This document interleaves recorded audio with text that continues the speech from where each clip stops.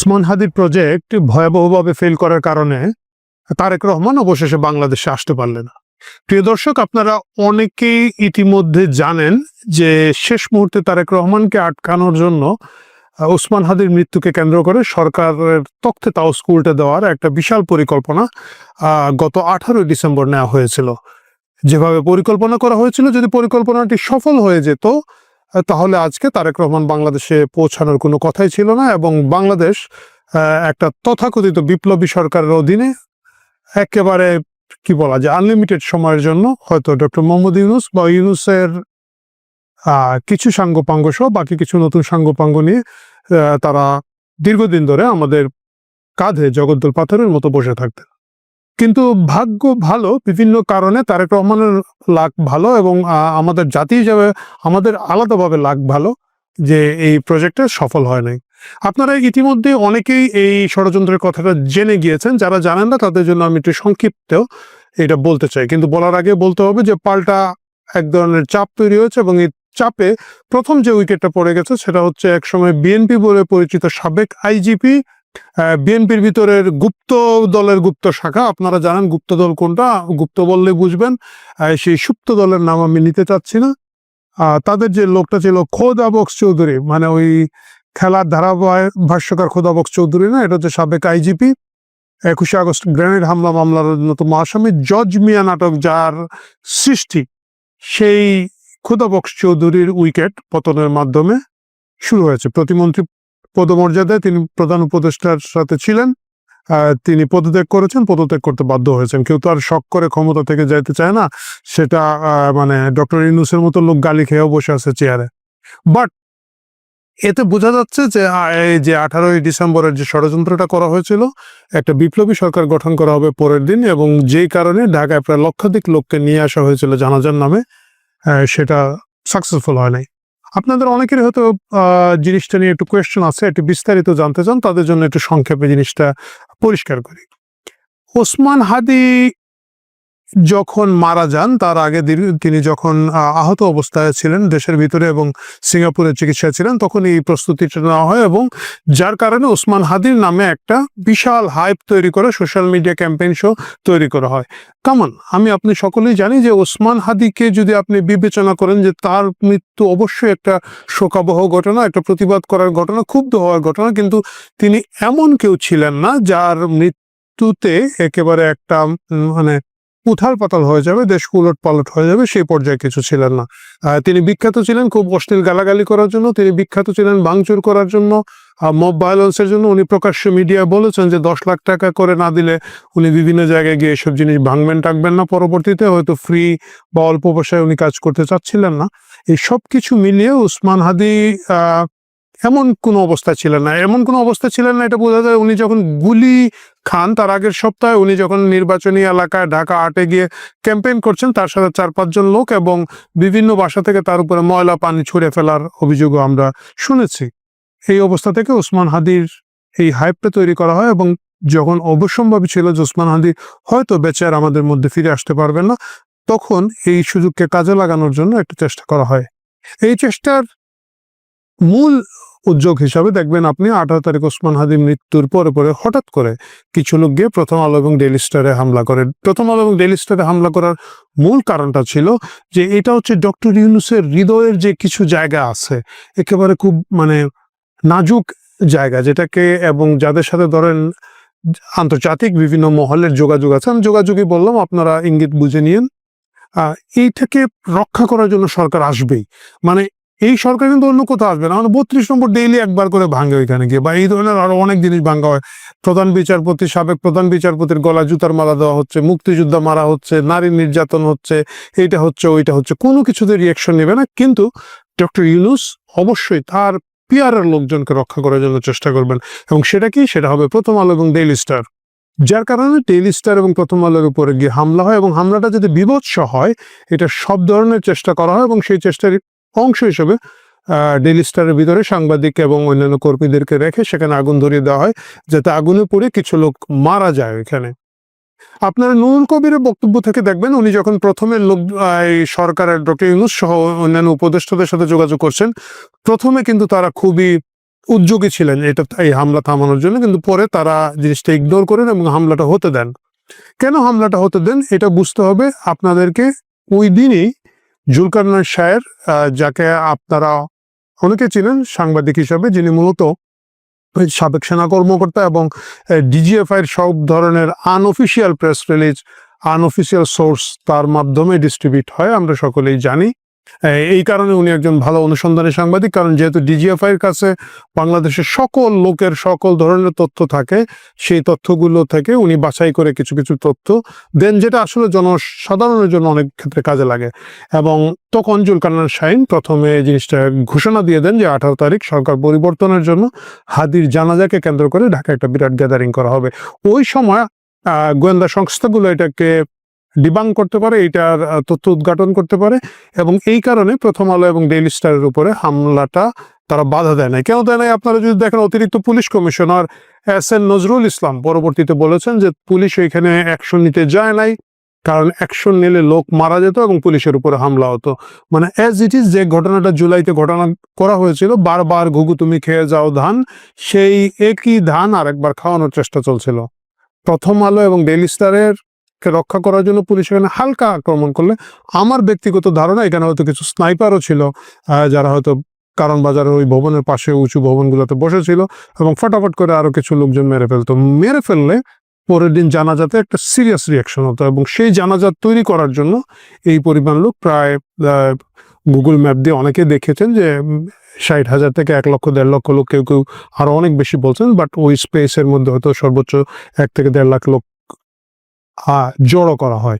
এই 1 থেকে 1.5 লাখ লোকের মধ্যে সাধারণ মানুষ, আমার আপনার মতো মানুষ, আবেগী মানুষও অনেকে আছেন, কিন্তু একটা স্পেসিফিক ধ্বংসাত্মক লোকজনকে সেখানে রাখা হয়েছিল। এবং এদের অনেককে হয়তো ওই সিগন্যাল দেওয়া হয়নি, যার কারণে দেখবেন যে নামাজের পরে তারা দৌড়ে সংসদ ভবন দখলে চলে গিয়েছিল। পরে যখন টের পেয়েছে যে প্ল্যান কাজ করছে না, তারা ফেরত এসেছে বা আর্মি তাদেরকে ফেরত আনতে পেরেছে। নিযুত মানুষের ভিড়ে জনসমুদ্র ওসমান হাদির জানাজা। এরই মধ্যে একটি অংশ দৌড়ে যায় সংসদ ভবনের দিকে। নিরাপত্তা ব্যবস্থা ভেদ করে তারা ঢুকে পড়তে চেষ্টা করেন সংসদ, কিন্তু এর মাধ্যমে একটা ইসলামী বিপ্লবী সরকার গঠনের পরিকল্পনা ছিল। একই কারণে হাদির কবরের স্থান করা হয়েছিল শাহবাগে, কাজী নজরুল ইসলামের কবরের পাশে, যে হাদির লাশ এখানে নিয়ে আসা হবে, শাহবাগের গ্যাদারিংটা রাখা হবে, সংসদ ভবন দখল করা হবে। এজ ইট ইজ, এই পরিকল্পনাটা এর আগেও কিন্তু আমরা দেখেছি 2013 সালে শাপলা চত্বরে করা হয়েছিল। শাপলা চত্বরে একইভাবে বিকাল 5টার ভিতরে জনসভা শেষ করে হেফাজতের নেতাকর্মীদের চলে যাওয়ার কথা, তাদেরকে সিগন্যাল দেওয়া হয়েছিল তোমরা বসে থাকো, এবং গভীর রাতে আওয়ামী লীগ টের পায় এই বসে থাকার পিছনের মূল মেসেজটা হচ্ছে পরের দিন সকালে গিয়ে সচিবালয় দখল করবে। যে জিনিসটা 5ই আগস্ট 2024 হয়েছিল, গণভবন দখলের জন্য হাজার হাজার মানুষ মার্চ করেছিল, যাদেরকে থামানো যায় নাই, ঠেকানো সম্ভব ছিল না, কারণ কত গুলি করবে। একই জিনিস হেফাজতকে দিয়ে 10 বছর আগে করার পরিকল্পনা ছিল, 11 বছর আগে করার পরিকল্পনা ছিল। এটারই থার্ড ফেজ হিসেবে চেষ্টা করা হয়েছিল সংসদ ভবন এবং অন্যান্য জিনিস করে ফেলতে, কিন্তু যেহেতু প্রথম আলোর ঘটনাটা এক ধরনের গা ঢিলা দিয়ে দেওয়া হয়, এবং এইটার পিছনে বিএনপি পন্থী প্রশাসন, বিএনপি পন্থী সেনাবাহিনী, বিএনপি পন্থী গোয়েন্দা সংস্থার লোকজনের একটা বিশাল ভূমিকা আছে। এই ভূমিকার কারণে তারেক রহমানের দেশে ফেরাটা আপাত দৃষ্টিতে নিরাপদ হয়েছে, তিনি ফিরতে পেরেছেন, এবং 18 তারিখের যে গণকু করার পরিকল্পনা ছিল সেটা ব্যর্থ হয়েছে। সেই ব্যর্থ হওয়ার পিছনে পরে এখন মনে হচ্ছে সরকার কিছুটা ক্লিন করার চেষ্টা করছে। খুদাবক্স চৌধুরী প্রতিমন্ত্রী পদমর্যাদায় ছিলেন, তার উইকেট ফেলে দিয়ে এটা শুরু করা হয়েছে, এবং এই লোকটা যে শুধুমাত্র জজ মিয়া নাটক করে বিএনপিকে বিপদে ফেলায় বা ওই ধরনের লোক না, সে গত কয়েক মাসের আচরণ আমরা সকলেই জানি, একটা প্যারালাল স্বরাষ্ট্র মন্ত্রণালয় চালাচ্ছে, চুপচাপ থেকে মিডিয়ার মধ্যে না আসে। এবং একটা যে চেষ্টা হচ্ছিল, এই যে আমাদের কি যে ফুকলাদাতের একজন উপদেষ্টা আছেন জাহাঙ্গীর সাহেবকে বাদ দিয়ে ওইখানের মধ্যে রজার, আরে শালা নাম শুনলেই তো একটা ইংলিশ ভাব লাগে, রজার সাহেবকে নিয়ে আসা, মানে খলিল সাহেব। এবং আপনারা সকলেই জানেন এই খলিল এবং এই খোদাবক্স চৌধুরীর এই লবিটা আসলে কারা। এই লবিটা হচ্ছে সেই লবি মাহমুদুর রহমান মাহমুদুর রহমান, আমার দেশের মাহমুদুর রহমানের যে লবিটা, যে তুরস্ক গোয়েন্দা সংস্থার যে লবিটা, যেটার সাথে আমাদের কিছু ইউটিউবার এবং কিছু উগ্র ডানপন্থী গ্রুপ আছেন। এই লবির নিয়োগপ্রাপ্ত খুদাবক চৌধুরী, এই লবির নিয়োগপ্রাপ্ত আমাদের প্রিয় খলিল ভাই রোজার রহমান, তাদেরকে দিয়ে ক্ষমতায়নের যে সেকেন্ড লেভেলের চেষ্টা হচ্ছিল এটা আপাতত ঠেকিয়ে দেওয়া গিয়েছে। এত কিছু হওয়ার পরেও এই প্রশ্নটা থেকেই যায় যে এইটা শেষ হলেও ষড়যন্ত্র কি থেমে থাকবে? আর যদি ষড়যন্ত্র থেমে না থাকে, তারেক রহমান যে দেশে ফিরলেন, দেশে ফিরে তিনি তার যে ঝুঁকির কারণে তিনি এতদিন ফিরতে পারেননি, সেই ঝুঁকি কি আদৌ নিউট্রালাইজ হয়েছে? এটা খোদাবক চৌধুরী বলুন বা রোজার রহমানের কে স্বরাষ্ট্র উপদেষ্টা বানানোর ষড়যন্ত্র বন্ধ করে দেওয়া বলুন, এটা কি আপাতত ষড়যন্ত্রকারীদেরকে একটু থামিয়ে দেওয়া হলো, নাকি এদেরকে নির্মূলের জন্য এই সরকারকে বিএনপি লবি থেকে আরো বেশি শক্তি এবং চাপ তৈরি করা হবে? এটা আমাদের দেখার বিষয়। যদি সেই চাপ তৈরি করা হয়, যদি ষড়যন্ত্রকারীদেরকে নির্মূল করা সম্ভব হয়, তাহলে তারেক রহমানের বাংলাদেশে ফেরত আসাটা হয়তো তুলনামূলক কিছুটা নিরাপদ থাকবে এবং আগামী ফেব্রুয়ারিতে যে নির্বাচনের জন্য পরিকল্পনা করা হয়েছে সেই নির্বাচনটা হবে। আর যদি তা না হয়ে থাকে, তাহলে খেলাটা ভিন্ন দিকে ঘুরবে। এই ভিডিওটা যখন আমরা করছি, আমরা জানি মগবাজারে একটা শক্তিশালী বোমা, যেটাকে পুলিশের ভাষা বলা হচ্ছে শক্তিশালী ককটেল, ওই আবার জজমিয়া মার্কা নাটক, সেটা ফাটানো হয়েছে এবং সেটা ফাটানো হয়েছে একটা চার্চের পাশে। আমার ধারণা এটা হচ্ছে গিয়ে পরদিনের অনুষ্ঠান উপলক্ষে চার্চগুলোতে প্রোগ্রাম চলছে এবং খ্রিস্টানদের উপরে কোনো ধরনের হামলা যদি হয়, এটার একটা আন্তর্জাতিক প্রতিক্রিয়া একটু ভিন্নভাবে হবে এবং সেটা করার একটা চেষ্টা কোনো না কোনো গোষ্ঠী করে যাচ্ছে। এই বিষয়গুলোতে যদি সতর্ক থাকতে পারেন, এই বিষয়গুলো যদি নিউট্রালাইজ করা যায়, তাহলে শুধুমাত্র তারেক রহমানের বাংলাদেশের অবস্থান নিরাপদ হবে। আর যদি তা না হয়, তিনি যে ভয়ে বাংলাদেশে আসেন নাই, সেই ভয়টা অচিরেই কোনো একটা সময় ঘটতে পারে। প্রিয় দর্শক, আসুন আমরা সকলে সতর্ক থাকি, দেশের শান্তি শৃঙ্খলা রক্ষার জন্য যার যার জায়গা থেকে আমরা চেষ্টা করি। এই চেষ্টাটা যদি না হয়, আমরা ভবিষ্যতে আরো বেশি বিপদে পড়বো এবং এই দেশ আরো বেশি ঝামেলায় পড়বে। ভারত কি আসলে বাংলাদেশের সাথে যুদ্ধ করে বাংলাদেশের একটি অংশ নিয়ে যেতে চায়, অথবা বাংলাদেশ সৃষ্টির আদি থেকে অর্থাৎ 1971 সাল থেকে আজকে পর্যন্ত ভারতের কোনো কাজ, ভারতের কোনো কথা, ভারতের কোনো কার্যকলাপ এখন পর্যন্ত এইরকম সিগন্যাল দেয় কিনা যে ভারত আসলে বাংলাদেশকে দখল করে নিতে চায়, অথবা ভারত বাংলাদেশকে তার অঙ্গরাজ্য বানাতে চায়? এইরকম কোনো ঘটনা কি ইতিহাসে, আমাদের জীবনে, অথবা সমাজে, অথবা সারা পৃথিবীতে কেউ দেখেছে কিনা? সোজা কথায়, এক কথায় বলতে গেলে না, কেউ দেখেনি, ভারত কখনো চেষ্টা করেনি এবং ভারতের সেই রকম কোনো ইন্টেনশন আগেও ছিল না, এখনো নেই। তাহলে আপনি যদি আমার এই কথাটিকে হিস্ট্রিক্যালি একটু যাচাই বাছাই করেন, তাহলে কি দেখবেন? 1971 সালে যখন বাংলাদেশ স্বাধীন হয়, তার মাত্র 3 মাসের মাথায় ভারতীয় সেনাবাহিনী বাংলাদেশ থেকে চিরতরে চলে যায়। অথচ দেখেন, জাপান যখন পরাজিত হয়, জার্মানি যখন পরাজিত হয়, তখন ব্রিটিশ সৈন্য, আমেরিকান সৈন্য সেখানে মিনিমাম 50 বছরের জন্য রিজার্ভ থাকবে বলে চুক্তি হয়। তারপরেও পৃথিবীর যতগুলো দেশ ব্রিটিশ আমেরিকার বিরুদ্ধে অর্থাৎ অ্যালায়েন্ড ফোর্সেসের বিরুদ্ধে যুদ্ধ করেছে, তাদের সমস্ত দেশে আমেরিকার সেনাবাহিনী এখনো উপস্থিত। এর কারণটা কি? কারণ হচ্ছে আমেরিকা মনে করে পরাজিত শক্তির উপরে আমাদের একটা অধিকার আছে। কিন্তু ভারত তার পেটের ভিতরে একটি দেশ, বাংলাদেশের জন্ম হলো, যেই দেশের জন্ম দেওয়ার জন্য নিজের ভূখণ্ড দিলেন, অন্ন দিলেন, অস্ত্র দিলেন, বাসস্থান দিলেন এবং ট্রেনিং দিয়ে তাদেরকে যুদ্ধ করার ব্যবস্থা করে দিলেন। তার যুদ্ধের অস্ত্রে কামান না হলে পৃথিবীর নানা দেশ থেকে ডিপ্লোম্যাটিক হইতে সেই অস্ত্র এনে দিলেন। সর্বশেষ নিজের ভূখণ্ডের ঝুঁকি নিয়ে রাশিয়ার সাথে চুক্তি করে, মৈত্রী চুক্তি করে ডিসেম্বর মাসে এসে বাংলাদেশের সৈনিকদের সাথে, মুক্তিযোদ্ধাদের সাথে কাঁধে কাঁধ মিলিয়ে যুদ্ধ করে পাকিস্তানি বাহিনীকে পরাজিত করলেন। তারপরও বাংলাদেশের ভূমির উপরে পাকিস্তান বাহিনীর বিরুদ্ধে যুদ্ধ করার কারণে তারা কোনো রকমের কোনো কিছুই চাপিয়ে দিলেন না।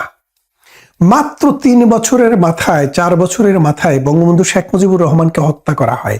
72, 73, 74, 75 সালের মাঝামাঝি 3.5 বছরের মাথায় বঙ্গবন্ধুকে হত্যা করা হয়। বঙ্গবন্ধুকে হত্যা করার পরও ভারতের কোনো শক্তি, ভারতের কোনো সরকার, ভারতের কোনো সেনাবাহিনী বাংলাদেশের কোনো সীমান্তে বা কোথাও একটি গুলিও চালায়নি। তার মানেটা কি দাঁড়াচ্ছে? যে বাংলাদেশে যেই সব মুনাফেকেরা আপনাদেরকে, এই হাদিদের মতো বর্বর অসভ্যদেরকে তৈরি করে মানুষের বিরুদ্ধে একটা ভারত বিরোধী মানসিকতা তৈরি করিয়েছে, এর মূল কারণটা হচ্ছে একটা মিথ্যা, একটা ষড়যন্ত্র, একটা সটতা। ভারত কোনোদিন আমাদের ভূখণ্ড ব্যবহার করা দরকার নেই, তার বিশাল দেশ। বাংলাদেশের তুলনায় কত গুণ বেশি একটু গুগল করে আপনারা দেখে নিলেই বুঝবেন। এবং এই ভারতের বিরুদ্ধে আরো কতবার ভারতের সুযোগ এসেছে বাংলাদেশকে নিয়ে নেওয়ার মতো, কিন্তু ভারত কখনো সে পথে হাঁটেনি। তারপর দেখেন ভারতের সাথে যে আমাদের সীমান্ত সমস্যা, ৭৪ সালে ইন্দিরা মুজিব একটি চুক্তি হয়েছিল, সেই চুক্তির ভিত্তিতে ৭৫ সালে বঙ্গবন্ধু হত্যার পর সেটা আর কাজ করেনি সেই চুক্তিটি। কিন্তু ২০২১ সালে এসে মোদি আবার সেই চুক্তিটি পার্লামেন্টে পাশ করিয়ে দিলেন।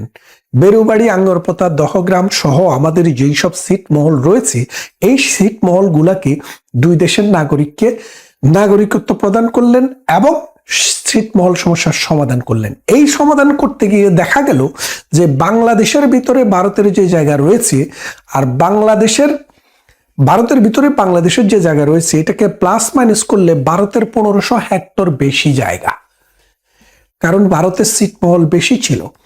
তখন ভারত এই ১৫০০ হেক্টর বাংলাদেশে দান করে গেছে, বলছে যে আমরা বাংলাদেশকে এই ১৫০০ হেক্টর ছেড়ে দিলাম, দিয়ে সমস্যার সমাধান করে দিলাম। তার মানে বোঝেন, ভারতের ক্ষমতা থাকা সত্ত্বেও ভারত ১৫০০ হেক্টর জায়গা বেশি দিয়ে এই মানবিক সমস্যাটির সমাধান করে দিলেন। তারপরে আসেন বাংলাদেশের যখনই কোনো ক্রান্তিকাল এসেছে, বাংলাদেশের বিদ্যুতের প্রয়োজন, ভারতের আমরা মুখোমুখি হয়েছি। খাদ্যের প্রয়োজন, ভারত থেকে আনলে সুবিধা। বুটের প্রয়োজন, আলুর প্রয়োজন, সোলার প্রয়োজন, তারপরে পেঁয়াজের প্রয়োজন, কাঁচামরিচের প্রয়োজন, ভারত থেকে আনলে সুবিধা। সেই জন্য ভারত তার দৌড় সবসময় খোলা রেখেছেন। এখন বিষয়টা হচ্ছে, বাংলাদেশ নিলে ভারতের লাভটা কি? ভারতের এখনো অসংখ্য অঞ্চল অনাবাদি পড়ে আছে। বাংলাদেশকে নিয়ে ভারতের কি হবে? 18 কোটি মানুষ একটা ছোট্ট একটু জায়গায় খোয়াইয়ের মতো বসবাস করে। এবং ভারত আরো একটি কারণে বাংলাদেশকে কখনো কোনো দিনও নিতে চায় না এবং নেবে না বলে আমি বিশ্বাস করি। কেন করি সেটা যদি দেখেন, ভারতের বর্তমান ভূখণ্ডে ১৪৫ থেকে ১৫০ কোটি মানুষের বসবাস। এই ১৪৫ থেকে ১৫০ কোটি মানুষের মধ্যে নানান ধর্মের মতের এবং মানুষ এখানে বসবাস করে। শুধু মুসলমানের সংখ্যাই আছে সেখানে ৩০ থেকে ৩২ কোটি। এখন বাংলাদেশ যদি ভারত দখল করে, এখানে যদি আরো ২০ কোটি মুসলমান যোগ হয়, তাহলে আপনি খেয়াল করে দেখেন ভারতবর্ষের এই অংশে শুধু ভারতের ভেতরে মুসলমানের সংখ্যা ৫০ কোটির বেশি হয়ে যায়। তো ৫০ কোটির বেশি যদি ভারতের মুসলমানের সংখ্যা হয় বাংলাদেশকে ইনক্লুড করলে, সেই ক্ষেত্রে ভারত কি আর হিন্দু রাষ্ট্র থাকে না। অর্থাৎ ভারতের হিন্দু রাষ্ট্রের যে চরিত্র, সেই চরিত্রটাই থাকে না। যার কারণে ভারতের কোনো কালে কখনো বাংলাদেশ নিয়ে, বাংলাদেশের ভূখণ্ড নিয়ে, বাংলাদেশের মানুষ নিয়ে দখল করার কোনো চিন্তা ভারতের কাছে আসে নাই। এই মস্তিষ্কে মানুষের, বাঙালির মননে এবং মস্তিষ্কে এটা ঢুকাই দেওয়া গেছে কি কারণে বোঝেন? কোনায় কোনায় মাদ্রাসা হয়েছে। এই মাদ্রাসার হুজুরগুলো হচ্ছে অশিক্ষিত বা অর্ধশিক্ষিত। এই অশিক্ষিত এবং অর্ধশিক্ষিত লোকগুলা শুধু ভারত বিরোধিতায় আছে, শুধু একবারও বিশ্বাস করে না, একবারও বুঝতে চেষ্টা করে না এই ভারতীয় হিন্দুরা যদি ১০০০ সাল ১২০০ সাল থেকে যখন মুসলমানেরা ভারতবর্ষে আসা শুরু করে, তখন থেকে যদি ভারতীয়রা যদি জাতীয়তাবাদী চেতনা এবং কচু কাটা শুরু করত, তাহলে এই ভারতবর্ষে মুসলমানদের পক্ষে এই বংশ বিস্তার করা, তাদের সংখ্যা বাড়ানো এবং মুসলমান সংখ্যাগরিষ্ঠ দুইটি অঞ্চল তৈরি করা কোনোভাবেই সম্ভব ছিল না। দুইটি নয়, ৩টি অঞ্চল, পাকিস্তান যেখানে আছে সেটা, বাংলাদেশ যেখানে আছে এটা, এবং হায়দ্রাবাদ যে অঞ্চলে আছে সেটা। এই ৩টি মুসলিম সংখ্যাগরিষ্ঠ অঞ্চল, এইগুলা তৈরি হয়েছে কিভাবে? ভারতের মানুষ সহনশীল ছিল, বিশেষ করে হিন্দু ধর্ম, জৈন ধর্ম এবং বৌদ্ধ ধর্মের মানুষরা অসম এই অসম্ভব সরলতা উদারতা এই ভারতবর্ষে দেখিয়েছে। দেখানোর ফলে মুসলমানেরা আস্তে আস্তে বংশ বিস্তার করে আজকে 3টি রাষ্ট্র হয়েছে। অথচ মুসলমানরা ইতিহাসের এই শিক্ষাটি গ্রহণ করে না। রবীন্দ্রনাথ ঠাকুর বলেছিলেন তার সভ্যতার সংকট প্রবন্ধে, কালান্তর প্রবন্ধে, যে পৃথিবীতে যখন একটা জাতি আরেকটা জাতিকে দখল করে তখন যোগ হয়, আর মুসলমানেরা যখন ভারতবর্ষ যখন দখল করেছে তখন বিয়োগ হয়েছে। কিভাবে বিয়োগ হয়েছে? একটা জাতি 2 ভাগ হয়ে মুসলমান হিন্দু 2 ভাগ বিভক্ত হয়ে গেছে। এই বিভক্ত হওয়ার ফলে 3টি রাষ্ট্র হয়েছে, কিন্তু তারপরেও এই 3টি রাষ্ট্রের ভিতরে সহ অবস্থান করে শান্তিতে অবস্থানের কোনো চেষ্টা কোনোদিন করে নাই। মুসলমান মুসলমানের দেশ, হিন্দু হিন্দুর দেশ, কিন্তু তারপরেও এই মোল্লারা সব সময় হিন্দুর বিরুদ্ধে জিহাদ ঘোষণা করে। কেন কেন করবা? পৃথিবীতে তো খ্রিস্টান আছে, তাদের বিরুদ্ধে জিহাদ ঘোষণা করো, বৌদ্ধ আছে, চীনের বিরুদ্ধে যুদ্ধ ঘোষণা করো, করবে না। কারণ দুর্বল হলে সেখানে চেপে ধরতে চায়। কিন্তু ভারত কি আসলে দুর্বল দেশ? ভারত এখন আর দুর্বল দেশ না, পৃথিবীর 4র্থ বৃহত্তম সেনাবাহিনীর দেশ, এবং আপনি যদি সামরিক ক্ষমতায় সক্ষমতায় বোঝেন এটা 4র্থ নম্বরে আছে, অর্থনীতিতেও 3 থেকে 4 নম্বরে আছে, জনসংখ্যায় 1 নম্বরে আছে। ভারতের সাথে এখন পাল্লা দেওয়া কোনোভাবেই বাংলাদেশ অথবা পাকিস্তান কারো পক্ষেই সম্ভব না।